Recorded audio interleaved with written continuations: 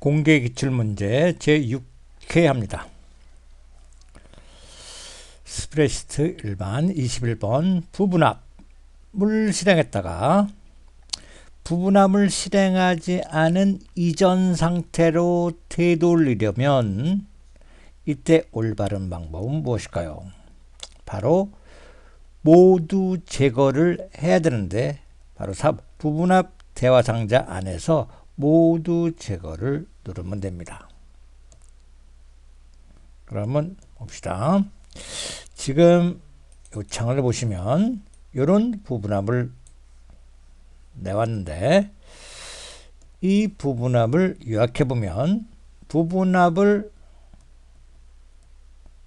실행하기 전 가장 먼저 해야 될 것은 정렬 기능이죠. 그럼 이거는 학과로서 소프트웨어 멀티미디어 네트워크를 위에서 아래로 내림 차순한 거죠. 시옷, 그 다음에 미음, 멀티미디어 네트워크, 그죠? 이렇게 내림 차순을 학과를 기준으로 했으며, 그 다음 평균을 요거 이렇게 되니까 출석과 평소에 바로 평균을 먼저 구했습니다. 그 다음 두 번째 최대 함수를 사용해서 요거죠. 총점을 최대로 구했네요. 이런 것은 윤곽이죠. 윤곽이 나타납니다.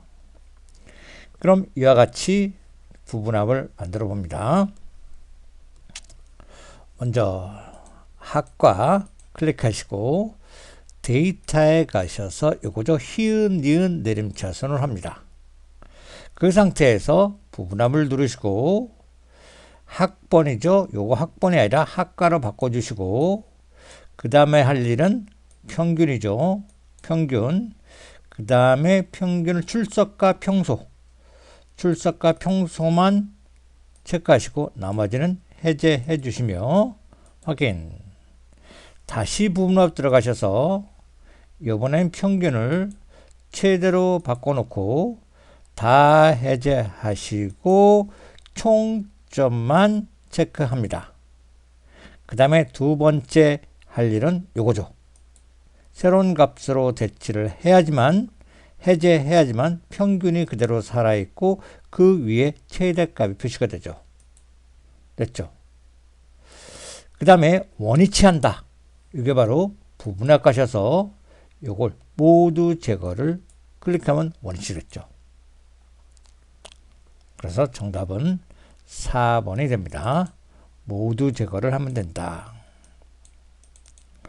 다음 22번 보시면 피벗 테이블에 관한 설명이다. 옳지 않은 것은 피벗 테이블은 값 영역의 특정 항목을 마우스로 더블 클릭하면 해당 데이터에 대한 세부적인 데이터가 새로운 시트에 표시됩니다. 2번 데이터 그룹 수준을 확장하거나 축소해서 요약 정보만 표시할 수 있고 요약된 내용의 세부 데이터를 또 표시할 수도 있습니다. 3번 행을 열로 또는 열을 행으로 이동하여 원본 데이터를 다양한 방식으로 요약 표시할 수 있습니다. 4번 피벗 테이블과 피벗 차트를 함께 만든 후에 피벗 테이블을 삭제한 경우는 피벗 테이블도 함께 삭제되는 게 아니라 어떻게 되죠? 피벗 테이블이 무슨 차트로 바뀝니까? 바로 일반 차트. 피벗 차트가 삭제가 되지 않고 피벗 차트가 일반 차트로 변합니다. 그래서 정답은 4번이 됩니다. 그러면 볼까요? 22번 피벗 차트로 오셔서 지금 이 차트를 이와 같이 요약 피벗 이렇게 이걸 한번 만들어 볼게요. 지금 보시면 범위를 지정했습니다. 이따 진행이 되지만 아무튼 삽입해서 피벗 테이블을 누렸습니다. 그 다음에 표 범위를 성명서부터 아래 하나 빼고 여기까지 하고, 그리고 기존 워크시트 여기다 어디다 넣을까요? 여기다 만들어 봅시다. 됐죠? 그 다음에 확인 버튼 눌러주시면 이와 같은 창이 뜨는데, 이 부분이 바로 행에 해당됩니다. 그러므로 근속기간을 끌어다 행에 놓을 것입니다. 근속기간. 그 다음에 주기 있죠, 그죠? 주기가 열에 해당됩니다. 그럼 주기를 끌어다 이쪽 열에 갖다 놓을 거예요. 그 다음에 합계 기본급이죠. 기본급을 끌어다 아래 값에 갖다 놓습니다. 여기다 기본급. 그 다음에 이거를 합계로 만들 거예요. 합계. 숫자가 있는 데이터를 갖다 놓으면 합계가 자동으로 만들어집니다. 그 다음에 상여금도 합계네요. 상여금도 그 아래에 떨궈 놓을 겁니다. 자동으로 합계된다 그랬죠? 합계, 상여금. 이렇게 됩니다. 그리고 나서 빈 셀은 이렇게 별표를 표시하며 행의 총합계는 없어졌고, 그 다음에 근속기간을 이거를 뭘까요? 그룹을 주겠죠.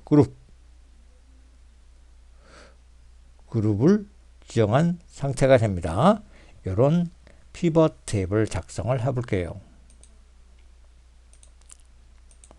먼저 근속기간을 행에 갖다 놓고, 주기를 열에 갖다 놓으시고, 그 다음에 기본급을 값에 갖다 놓고 상여금을 그 아래에 떨궈 놨습니다.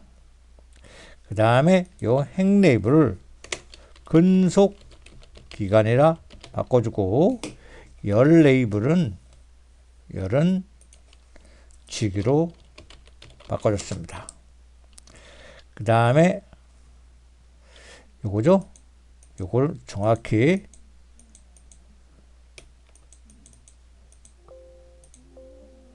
취소, 요거 정확히 요거만 클릭하고, 먼저 옵션에서 합시다. 옵션에서 레이블에 있는 셀을 병합하고 가운데 맞지? 빈 셀은 별표 하나. 그 다음 유형 및 필터에서 행의 총합계를 해제했습니다. 지금 이 상태에 됐고, 지금 이쪽은 끝났으니까 닫아주겠습니다. 이 상태에서 이렇게 됐고, 그룹을 해줘야죠. 오른쪽 버튼 그룹에 갑니다.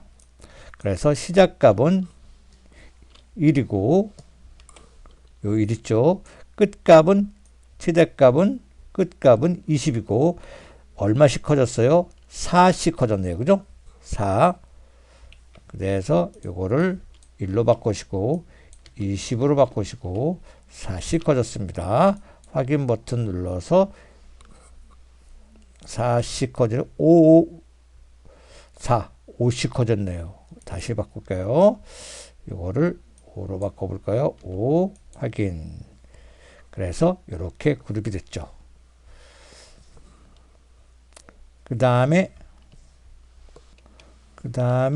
범위 여기서 지정했어요. 그 다음에 오른쪽 버튼 쉼표 스타일 넣고, 별표를 8을 넣어서 그런가요? 그죠? 옵션 넣고 8이 아니라 별표를 넣어야 되죠. 별표. 이렇게 됐고, 됐죠. 이와 같이 해서 간단한 복잡한 표를 이렇게 요약한 것이 피벗 테이블입니다. 이 상태에서 분석에서 요거 필드 목록을 보시고 필요한 합계를 요거를 더블 클릭해 볼까요? 여기서 이쪽을 더블 클릭하는 게 요 기본급, 예를 들어서 요거를 요러고 52만원 더블 클릭했더니 거기에 관련되는 게 나오죠. 그죠? 이렇게 요약이 됩니다.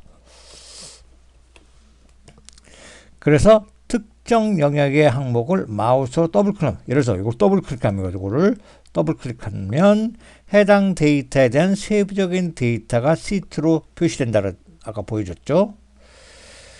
그리고 그룹의 수준을 확장 축소해서 요약정보만 표시할 수 있고 세부적인 것을 볼 수 있죠. 그 뜻은 바로 요 근속기간 여기를 그죠? 이렇게 모두를 볼 수 있고 1 미만인 경우 이렇게 1 미만은 없으니까 안 나온 겁니다.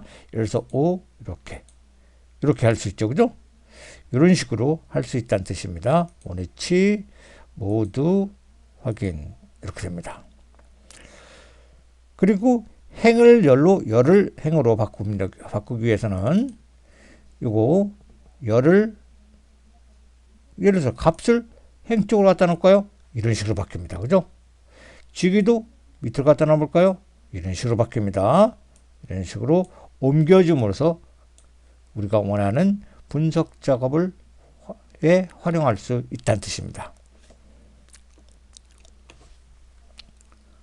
다음 23번 보시면 아래 견적서에서 총합계 F2셀 이게 총합계네요. 이게 총합계인데 이 총합계를 이것으로 117만 원으로 맞추기 위해서는 이것이 117만 원이 되게 하기 위해서는 D6셀, D6셀은 요거죠? D6셀의 할인율이 어느 정도로 조정해야 될지를 나타내는 분석 기능이 목표값이죠. 이 목표값을 찾고자 한다. 목표값 찾기 대화 상자에서 알맞는 항목은 어떻게 될까요? 먼저 여기를 클릭해 줘야죠. 그죠? 요거 F2셀입니다. 여기 F2셀을 클릭하면 F1g은 자동으로 달러가 붙습니다. 여기가 되는 것이고 그 값이 얼마? 요 값이죠. 1170만 원을 해놓고 바꿀 셀 값은 우리가 원하는 건 여기는 여기에 되는 거죠. T6셀이 되죠. 정답은 1번입니다. 이렇게 해야지 우리가 원하는 목표값을 찾을 수 있습니다.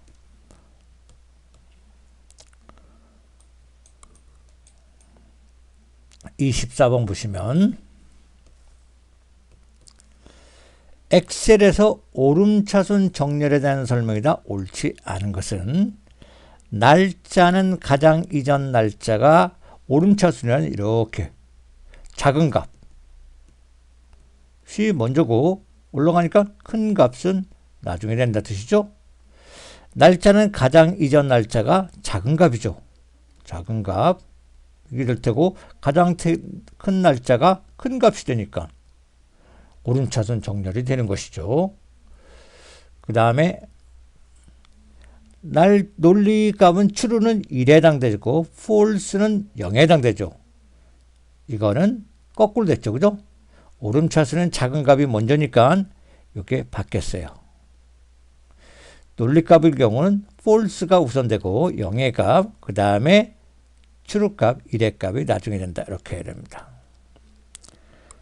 2번이 정답이죠. 3번 숫자는 작은 음수에서 큰 양수 순서로 정렬되는 것이고 빈 셀은 오름차순 내림차순 상관없이 항상 마지막에 정렬됩니다. 그러면 먼저 24번 시트로 오셔서 이것을 정렬해 볼게요. 범위를 정합니다. 먼저 데이터에 가셔서 정렬창을 띄워서 뭐를 해볼까요? 부서명으로 정렬해 볼까요? 부서명으로 오름차순. 부서명이 같을 경우는 기준을 추가해서 두 번째는 판매 금액으로 해볼까요? 판매 금액으로 내림차순 합시다. 이렇게 확인 버튼 눌렀습니다. 잘 볼까요? 지금 이 상태예요. 그러면 부서명으로 먼저 했죠. 오름차순이니까 영업일부, 그 다음에 2부, 3부, 4부 됐죠. 그죠? 위에서 아래로 하니까 이것이 오름차순이 된 거죠. 오름차순. 그 다음에 같은 값이었을 경우는 판매 금액이 내림차순이니까 큰 값이 먼저예요. 큰 값이 먼저. 작은 값, 고작은 값. 그죠? 이렇게 이렇게 된다 뜻이고, 사부 볼까요? 사부 이거 똑같죠. 사부도 큰 값이 먼저 갈수록 작은 값. 이렇게 하는 것이 바로 정렬입니다. 또한 정렬 기준할 때 사용자 지정으로도 할 수 있어요. 또한 값으로 할 때 값이 아니라 셀색, 그죠? 셀색, 그 다음에 뭐 글꼴색, 셀 아이콘 이런 것도 할 수 있습니다. 그렇지만은 주의할 점은 값이었을 때만 사용자 지정 목록을 지정할 수 있지만 셀색이나 사용자 목록 없죠? 글꼴색이나 셀 아이콘으로는 뭐 사용자 지정 목록을 설정할 수 없다는 사실. 또한 여기다 오름차순이라고 쓰시고 아래다 대한민국 그 다음에 코리아를 썼습니다. 그 다음에는 숫자 100을 썼고 그 다음에 뭐를 써볼까요? 오류 문자 볼까요? 어떤 값을 나누기 0으로 했다. 이런 오류 메시지 썼어요. 그 다음에 여기는 또 뭐를 할까요? 숫자 200을 써볼까? 여기다 공백을 하나 추가합시다. 이건 공백입니다. 공백. 그 다음에 그 아래는 숫자 200을 써봅시다. 그 다음에 이렇게 영역 지정하시고 컨트롤 키 누르셔서 오른쪽으로 복사도 했습니다. 그 다음에 옆에는 이거는 내림차순을 했겠습니다. 그럼 먼저 이렇게 영역 지정했고 요거를 데이터에서 요거죠. 오름차순 해봅니다. 선택 영역을 정렬한다. 이렇게 했습니다. 그랬더니 오름차순일 때는 한글이 먼저 10 숫자가 작은 게 먼저 큰 거 다음에 그리고 영문자 그 다음에 뭐예요? 오류기호 공백은 나중에 됐죠. 공백 나중에 그 다음에 요거 선택합니다. 또 요번에는 요거요. 내림차순합니다. 내림차순하고 또 현재 영역만 할 거니까 현재 상태 정렬해 봅시다. 그랬더니 내림차순 어떻게 됐어요? 한글이 먼저죠. 한글. 그 다음에 이렇게 바뀌었네요. 그죠? 뭐가? 오류. 그 다음에 요거 문자, 영문자. 그 다음에 요거 숫자 큰 거, 숫자 작은 거. 이 순서도 항상 공백은 나중에요. 그죠? 공백은 나중에. 이렇게 된다는 사실도 알아주세요. 그러니까 오름차순 먼저 한글 숫자, 영문자, 오류, 공백. 이렇게 한글 숫자, 영문자, 오류, 공백이라는 사실. 그러니까 시험은 오름차순은 한글 숫자, 영문자, 그 다음에 오류 문자, 그 다음에 항상 공백은 나중에 이렇게 된다는 사실이죠. 이게 바로 뭡니까? 오름차순이다 라고 알아두시면 됩니다. 다음 보시면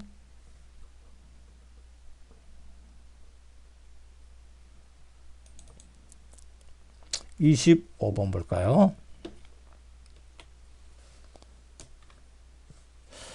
다음 중 아래 워크시트 A1에서 A2까지 영역을 선택한 후 컨트롤 키를 누른 채로 채우기 핸들을 아래쪽으로 드래그하는 경우 A5 셀에 입력되는 것은 무엇일까요?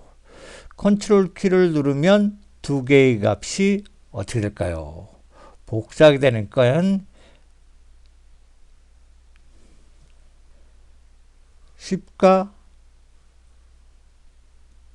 8과 10과 8과 이렇게 되는 거죠. 10과 8, 10과 8. 그러니까 A5셀에는 10이 되네요. 하지만 만일에 컨트롤 키를 누르지 않고, 정답은 4번이지만 컨트롤 키를 누르지 않고 드래그하면 어떻게 될까요? 이만큼 작으니까 6, 4, 2 이렇게 된다는 뜻이죠. 그죠? 근데 컨트롤 키를 누르면 두 개가 이렇게 18이 복사가 돼요. 18 이렇게 된다는 뜻이요. 18 이렇게 컨트롤 키를 누르는 경우죠. 근데 컨트롤 키 누르지 않고 하게 되면 그거의 차이값만큼 감소나 증가되는 거죠. 10가 8이니까 2씩 감소가 돼야죠. 이렇게. 다음에 26번 보시면 셀 서식 표시 형식에도 하는 설명이나 옳지 않은 것은 일반 형식으로 지정된 셀의 열 너비보다 긴 소수가 이렇게와 같이 입력될 경우 셀의 너비에 맞춰 반올림 값으로 표시가 된다. 2번 통화 형식은 숫자와 함께 기본 통화기가 셀의 왼쪽 끝에 표시되며 통화 기호 표시 여부를 선택할 수 있다. 통화 기호는 예를 들어서 100이다. 그러면 통화 기호하고 100, 1000이다 할 경우 이렇게 됩니다.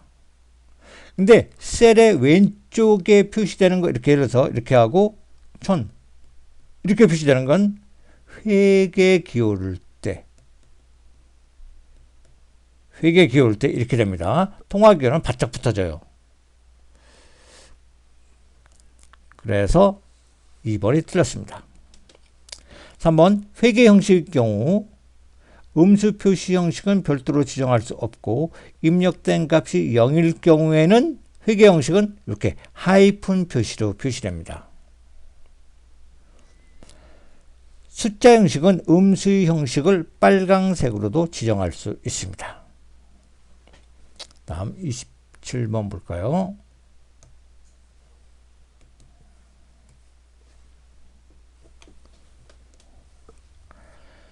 다음은 찾기, 바꾸기, 대화 상자의 각 항목에 대한 설명이다. 옳지 않은 것은 지금 찾을 내용, 검색할 내용을 입력하는 곳으로 와일드카드 문자를 검색 문자로 사용할 수 있다. 이 와일드카드는 별표는 전체를 대표하는 것이고 물음표는 한 글자를 대표한다고 배웠죠. 이런 와일드카드를 사용할 수 있습니다. 2번 서식이네요. 서식 숫자 셀을 제한 특정 서식에 있는 텍스트 셀을 찾을 수 있다.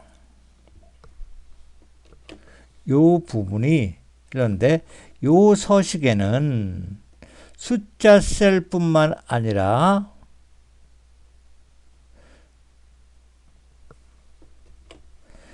제외한 숫자 셀을 포함하여 이렇게 숫자 셀을 포함하여 특정 서식에 있는 텍스트도 찾을 수 있다고 포함하여 이렇게 됩니다. 3번 범위 있죠? 현재 워크시트에만 검색하는 시트와 현재 통합문서의 모든 시트를 검색하는 통합문서, 그러니까 시트와 통합문서 중 선택할 수 있다.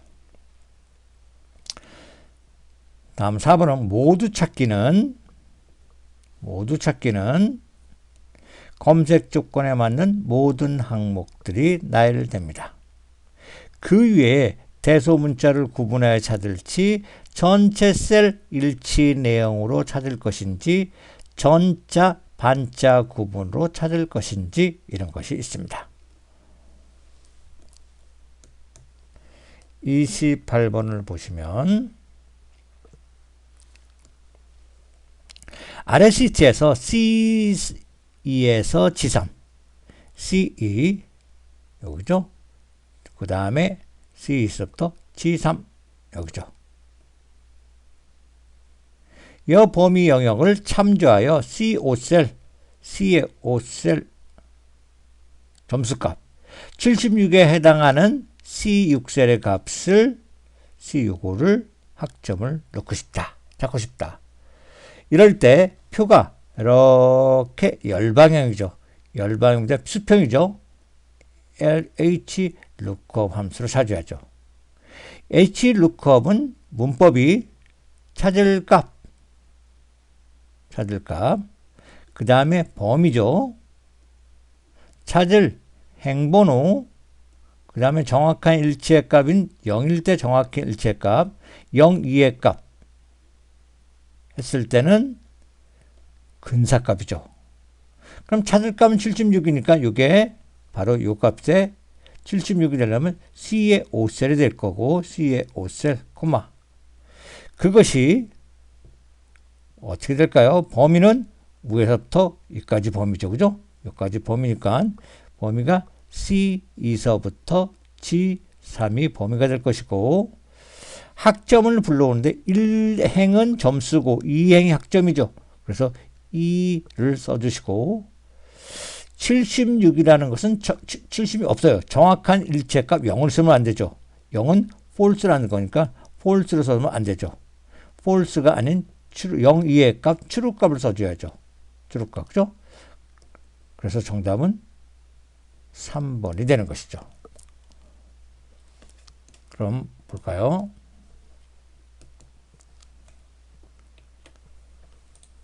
28번 시트로 오셔서 참조 함수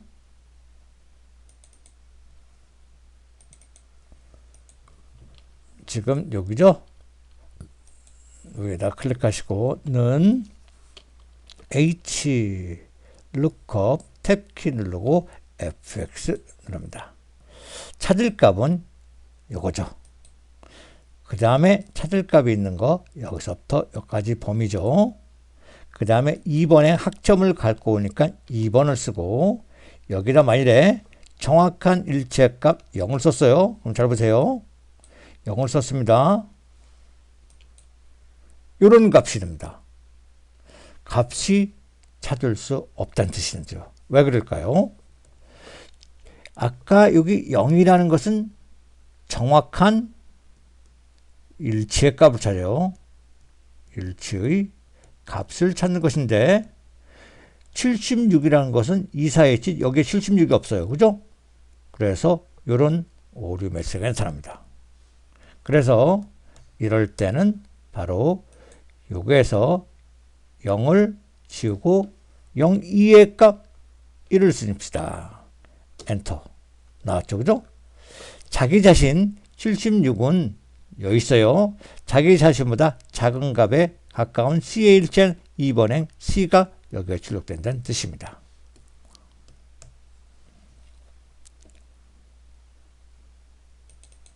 그 다음 볼까요?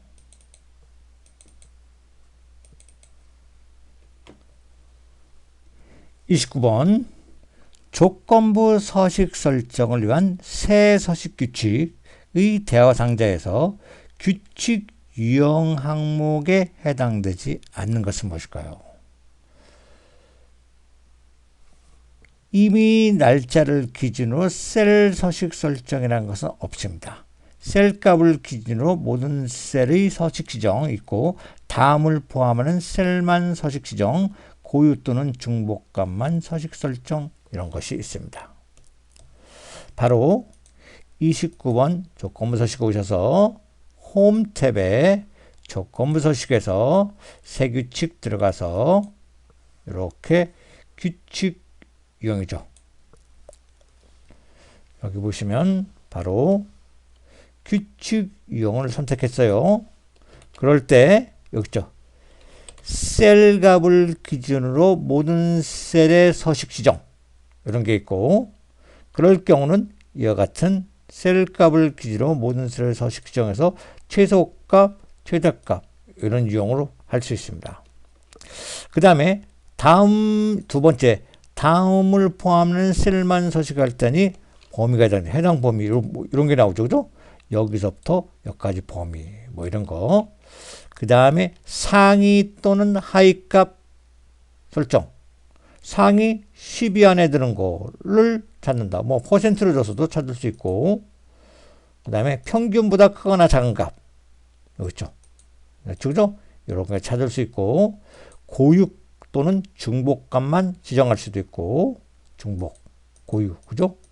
그 다음에 중복값만 찾을 수 있고, 고육값만 찾을 수도 있고, 뭐 이런 거. 또는 수식을 이용하여 서식을 지정할 수 있습니다. 그런데 바로 임의 날짜를 기준으로 셀에 서식 지정한다는 것은 없죠. 이건 없습니다. 다음은 30번 볼까요? 다음은 매크로 기록 대화 상자입니다. 각 항목의 입력하는 내용으로 옳지 않은 것은 1번 매크로 이름 공백을 사용할 수 없으므로 단어 구분 기호로 밑줄을 사용할 수 있습니다. 예를 들어서 합계 아래 밑줄 뭐 이런 식으로 아래 밑줄 합계 2 뭐 이런 식으로 아래 밑줄을 사용할 수 있습니다. 2번 바로가기 키 여기 있죠. 바로가기 키는 영문자만 사용할 수 있으며 대문자 입력 시는 컨트롤 키에 플러스 쉬프트 키가 포함이 돼서 조합키로 사용됩니다. 3번에 매크로 저장 위치는 현재 통합 문서를 선택하면 모든 엑셀 문서에서 해당 매크로를 사용할 수 있다. 모든 엑셀에서 사용하려면 매크로 저장 위치를 현재 통합 문서가 아니라 현재 통합 문서로 가는 게 아니라 개인용 매크로 개인용 매크로 통합 문서 개인용 매크로 통합 문서로 저장해야 됩니다. 모든 엑셀 문서에서 매크로를 쓰려면 개인용 매크로 통합 문서로 저장 위치를 지정해야 됩니다. 3번이 정답이고 4번 설명은 매크로 된 설명을 기록할 때 사용하면 매크로 실행에는 영향을 미치지 않죠.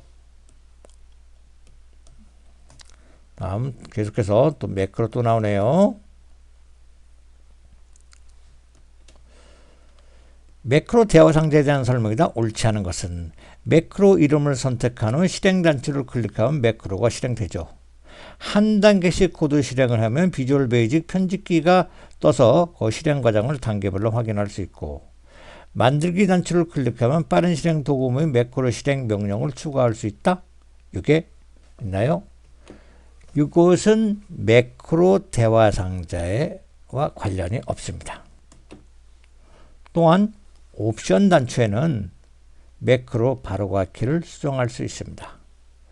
요 만들기는 매크로 대화 상자와 관련이 없고 새로운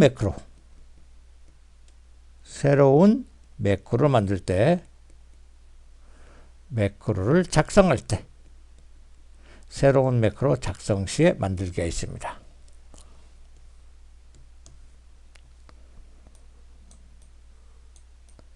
다음에 32번 보시면 아래 워크시트 이 셀 여기에 함수식을 이렇게 choose 함수 그 다음에 rank.eq 함수 순위를 구하네요. 순위가 구할 값이 de 요거 그 다음에 순위가 있는 범위 이렇게 줬죠. 그러면 순위를 보게 되면 이렇게 됐을 경우는 큰 값의 1등이 되는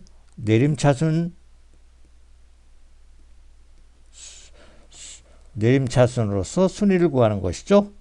그럴 경우에 이것이 1등이 되네요. 그죠? 여기 이곳이 1등이 되고 94가 요것이 2등 그 다음에 93이 3등 마지막 요것이 85점이 4등이 됐네요. 이렇게. 그러면 choose 함수라는 것은 choose 함수일 때는 요거 1번일 때는 첫 번째 게 실행되고 2번일 때는 두 번째 게 실행되죠. 3번일 때는 세 번째가 실행되고 4번일 때는 네 번째가 이런 식으로 실행됩니다. 그랬더니 이게 3등이네요. 그죠? 3등이니까 1등, 2등, 3등 이렇게 3등이니까 영광이 될 테죠. 그래서 정답은 3번이 되는 거예요. 다음 문제 볼까요? 33번을 보시면 차트 디자인에 차트 레이아웃 들어가서 차트 요소 추가해서 삽입할 수 없는 항목은 그곳에는 범례, 축 제목, 차트 제목, 텍스트 상자 관련이 없네요. 그러면 33번 지트로 왔습니다. 차트 요소 추가해서 해당 영역을 이만큼 지정했을까요? 그 상태에서 삽입 요거 차트 첫 번째 걸 선택했습니다. 차트가 선택된 상태에서 여기 보시면 차트 레이아웃 나왔죠? 거기에 차트 요소 추가 있죠. 그죠? 그 다음에 요거를 클릭해 주시면 이렇게 축이 나오고 축 제목, 차트 제목, 데이터 레이블, 데이터 표, 오차막대, 눈금선, 범례, 추세선 있어요. 그랬더니 텍스트 상자라는 게 없죠. 그죠? 그럼 여기서 축이라는 건 기본 축. 요게 없죠? 세로 축. 요런 거. 요런 것을 보이고 안 보이게 하는 경우입니다. 기본 가로축, X축이 없어졌죠? 이렇게. 다시 축에다 기본 가로축 이렇게 나오는 거. 이게 축이에요. 축 제목. 예를 들어서 아래. 이렇게 축 제목 나오죠? 세로, 기본 세로 축 제목 이거고 제목은 뭐 말 그대로 없고 차트 위에 할 것인지 가운데 맞춰 할 거예요. 이렇게 이런 것이 있고 데이터 레이블은 이런 거. 이게 데이터 레이블입니다. 데이터 레이블. 데이터 표는 아래에 나오죠. 그죠? 이게 바로 데이터 표입니다. 이런 게 데이터 오차막대 뭐 이런 거 오차막대 나오죠. 눈금선은 이런 거 그죠? 눈금선 이게 범례 이런 거 왼쪽 위쪽 아래쪽 추세선 뭐 이렇게 다 나오죠. 그죠? 이런 게 추세선 이런 것들이 있습니다.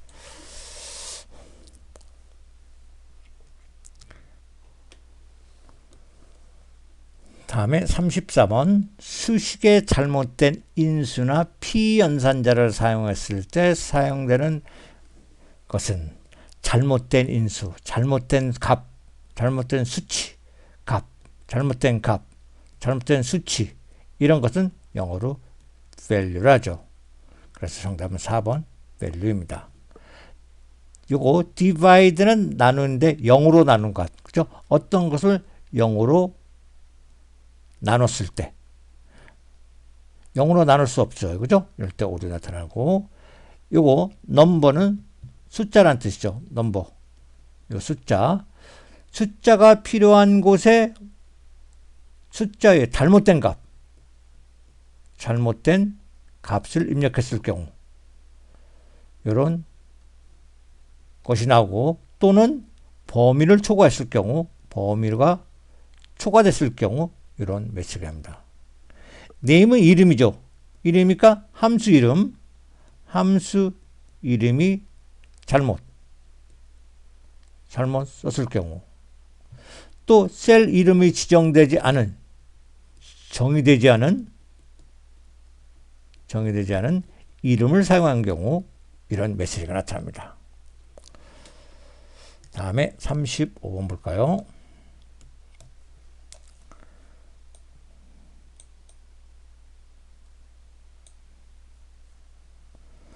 (35번을) 보시면 D-average인데요. D-average 여기 데이터베이스죠. A4서부터 20까지 데이터베이스에서 수확량 여기네요. 수확량을 계산할 건데 D-average는 평균이에요. 데이터베이스에서 평균을 구하는 거죠. 평균을 구하는 건데 수확량을 구하는데 조건이네요. 조건이 여기서부터 여기까지입니다. 즉 배나무면서 높이가 11을 초과하고 10을 초과하니까 11서부터 12, 20 미만이니까 19까지 그죠? 배 볼까요? 배에서 그 다음에 높이가 요거 해당되죠. 11과 19 사이니까 그 다음에 배니까 요거 해당되죠. 그 다음에 배니까 9는 해당 안 되죠. 11과 19 사이가 안 되니까 그죠? 3개, 2개니까 30이네요. 30을 나누기 2 했죠. 2, 15 이렇게 하는 게 아니라 배가 하나, 둘, 3개 있으니까 지금 계산을 이거를 해야 되는데 이거를 잘못했어요. 그죠? 이걸로 했어야죠. 그래서 구할 값은 높이가 아니라 수확량이니까 아무튼 배에서 요 조건 맞고 요 조건에 맞고 요 조건은 맞지 않죠. 그러니까 요거에 만족하는 요거와 요걸 되죠. 14 더하기 10 24 두 개니까 나누기 2 10이 되요. 그죠? 정답은 이렇게 되는 거예요. 36번 보시면 다음은 엑셀 제어네요. 엑셀 제어 화면에 관한 설명이다. 옳지 않은 것은 화면을 확대 축소는 화면에서 워크시트를 더 크게 또는 작게 표시하는 것이죠.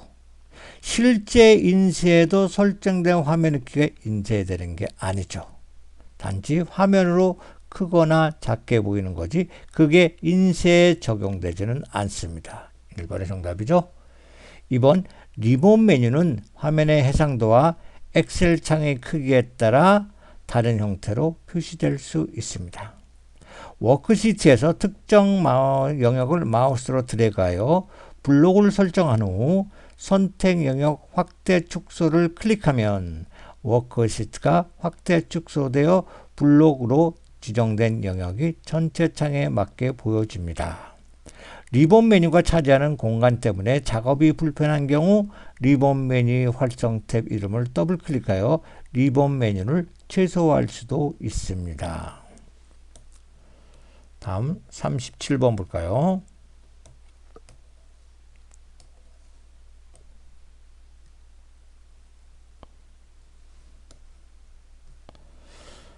아래 차트에 대한 설명이다. 옳지 않은 것은 합계 계열의 보조축으로 설정된 이중축 차트이다. 차트가 하나는 세로막대형이죠. 그 세로막대형. 요거는 꺾은 선형이죠. 꺾은 선형. 축이 두 개니까 이중축이란 것이고 그 다음에 요 합계가 이런 모양이죠. 합계가 요거죠. 그 다음에 합계는 요거 보조축에 해당되죠. 그래서 보조축으로 지정된 것을 말합니다. 이번 범례 위치는 아래, 이게 범례니까 그죠? 범례는 아래쪽으로 되어 있죠. 맞죠? 그 다음에 하반기 계열에 한길수 요수의 데이터 레이블이 표시되어 있다. 한길수의 여기죠. 한길수의 하반기는 요 막대. 하반기는 요거죠. 요거 이게 하반기 그죠? 하반기고 요게 140은 하반기 계열이 아니라 합계죠. 합계. 요 합계 이런 모양. 여기 꺾은 선이니까 합계니까 그죠? 요거죠. 요 모양이니까 그래서 3번에 틀렸고 4번 보조 세로 갑축의 단위는 40이다. 이게 보조축이니까 보조 세로축. 세로는 40만큼 커졌죠. 40, 80, 40도 120, 40, 160. 다음 38번 보시면 페이지 레이아웃에서 머리글 바닥글에 대한 설명이다. 옳지 않은 것은 1번 머리글 바닥글 여백을 충분히 확보하려면 머리글 바닥글 탭의 옵션 그룹에서 문서에 맞게 배열 조정을 선택한다. 이 부분이 충분히 맞추려면 문서 배열의 맞춤 조정이 아니라 페이지 여백, 요거를 대신에 페이지 여백에 맞추기, 요겁니다. 페이지 여백에 맞추기를 설정해야 됩니다. 페이지 맞추기를 선택해 줘야 돼요. 그래서 1번 정답이고, 머리글 바닥글 탭에 머리글 바닥글 그룹에서 이미 미리 정의된 머리글이나 바닥글을 선택할 수 있습니다. 워크시트 페이지의 위쪽에 머리글 영역을 클릭하면 리본 메뉴에 머리글 바닥글 탭이 표시됩니다. 머리글과 바닥글의 입력을 마치려면 워크시트의 아무 곳이나 클릭해주면 됩니다.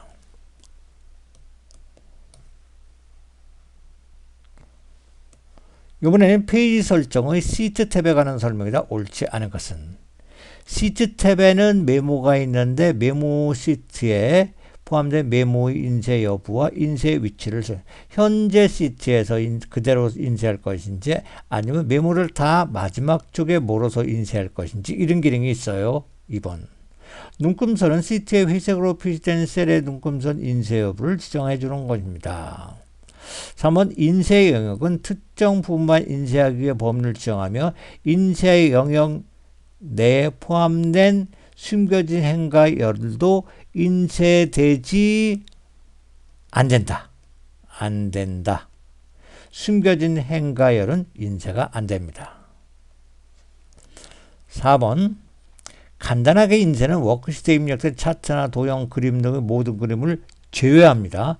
제외하고 텍스트만 인쇄하는 것이 간단하게 인쇄입니다. 다음 40번 보시면, 다음 차트에 대한 설명이다. 옳지 않은 것은, 표면형 차트는 두 개의 데이터 집합에서 최적의 조합을 찾을 때 사용하는 것이 표면형 차트입니다. 방사형 차트는 분사형 차트의 한 종류로 데이터 계열 간의 항목 비교에 사용된다. 두 개의 데이터 계열 간의 항목 비교에 사용되는 것은 방사형 차트가 아니라 거품형 차트입니다. 거품형 차트예요. 거품형 차트.